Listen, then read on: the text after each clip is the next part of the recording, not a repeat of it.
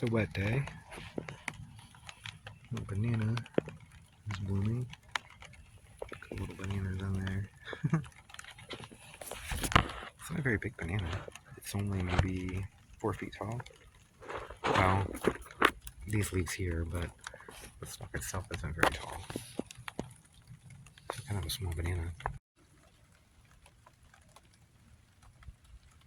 This poor banana here got damaged. See where it's all messed up? The tree snapped and it fell on it. So, did some damage, but it's fine. It's starting to look kind of jungly in the front yard here.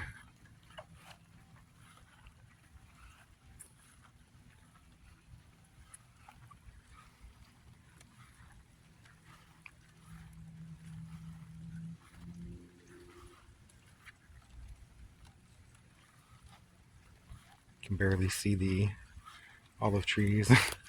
They're hidden back there underneath everything. There's a pepper plant in here somewhere. There it is.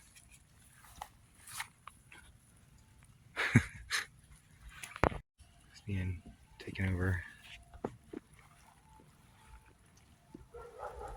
That music is from an ice cream truck. These flowers are so pretty. Crepe myrtles. The bananas back here have gotten really huge. My sugar cane is getting pretty big too.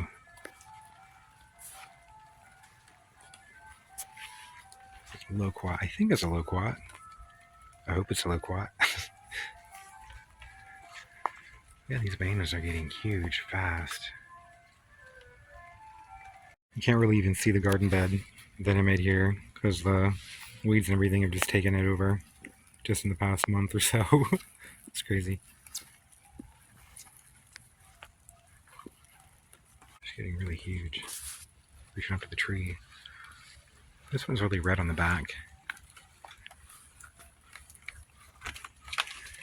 See how red it is? I have a pink color at the bottom there.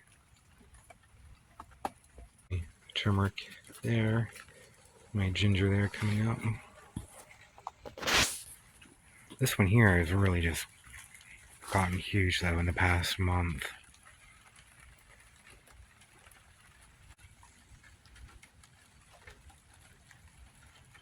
And that leaf is bigger than I am. It's huge. That thing. It's massive. Could use it as a blanket. It's huge. These little ones down here are getting pretty big. All the elephant ears and everything are starting to grow.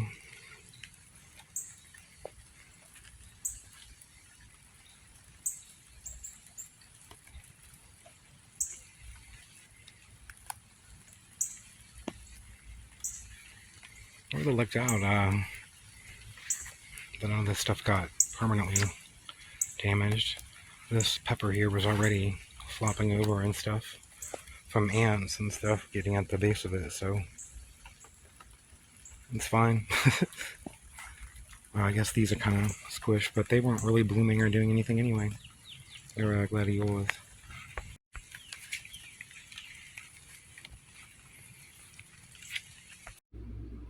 I have all these tomatoes here that I have been collecting and putting in the freezer as they got ripe. And now that my tomatoes are pretty much done producing, and I've collected all these tomatoes here. I have another couple bowls of these in the freezer to make stuff with, but I'm going to make some soup with this here. I have a hard time finding tomato soup that at the store, condensed soup or anything that doesn't have wheat or other weird ingredients in it that I don't want, so I'm going to make my own. It's pretty easy, I think, so I'm going to take all these tomatoes, and since they were frozen, the peels come off really easy when I just put them under some warm water. They just peel right off. So I'm going to take all the peels off of these and put them in a bowl. I'll be right back. You just take it, and after it's been frozen, sort of like when you blanch them or put them in boiling water, it just comes right off. That was easy. Now I'm just going to set these aside and cook some onions and carrots. I'm already chopped up and I put them in a jar here to set. I'm just going to cook these all until they're nice and soft, and then I will be back. Those seem to be getting nice and soft, so I'm just going to start throwing in the tomatoes and they can just start breaking down and cooking. And once they're a little bit soft, I'm just going to put all this in my blender and blend it all up real smooth, and then I'll pour it back in here. They have all kind of cooked apart here. I still want to blend it up, I think. You don't have to, you can leave it chunky. But I want to blend it up where you can just cook it for a while and it'll get a little smoother. But I'm going to wait for this to cool down a bit. I have it turned off now. I'm just going to let it sit here and then I'll put it in my blender. It's not going to all fit in my blender at once, so I put some of it in a bowl here. I'll blend up the rest. Oh, better be careful. Okay. The first batch blended up. I'm going to pour this in the blender and blend it up. Just pour that all back together. Now that it's all blended up, I'm going to add some broth to it. I didn't want to add the broth before I blended it up because it would just make more volume to have to set aside in little bowls while I blended it all up separately. So now I'm going to add some chicken broth. Add about 4 cups. Didn't see me add salt or a lot of seasoning because I planned on using a flavored chicken broth. And it has plenty of salt and flavor. And I'll be back. It's looking good. I'm going to try some here. Okay, I'm ready to try it out here. You can't have tomato soup without grilled cheese. I made 2 different kinds of grilled cheese because I figured someone would tell me in the comments to try it with mayonnaise instead of butter or something. So I made one with mayonnaise, and actually this was the mayonnaise one and one without. And I tried it. It is crispier and stuff, but I prefer the flavor of the butter. I'm going to try some tomato soup here.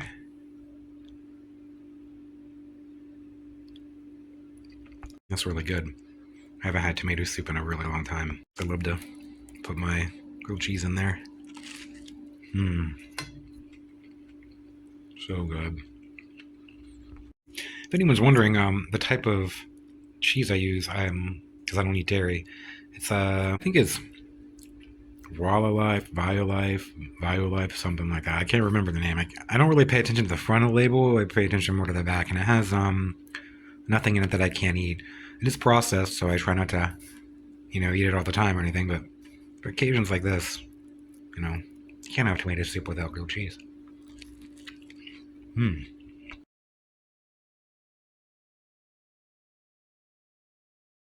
This is my bread too. I mean, this is wheat-free bread.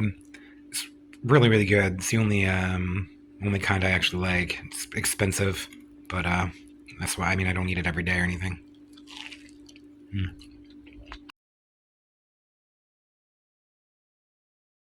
It's also, pretty highly processed, so it's something that, I try to stay away from. It's a treat for me. With this soup, I can eat all the soup I want. It's homemade. It's a great way to use up my tomatoes. I'm sure there's someone out there watching this right after I posted thinking, how could he eat soup in the middle of summer? It's so hot.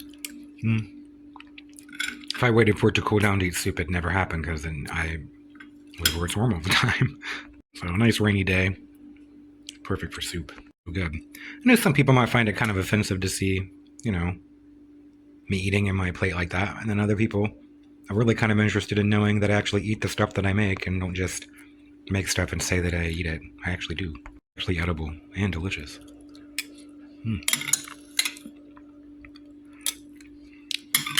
But yeah, that's one reason why I show myself eating the food, because when I watch a video, sometimes I'm like, I want to know what that's like. I want to know what you think about it. I want to know what it looks like when you eat it. So that's why I do this.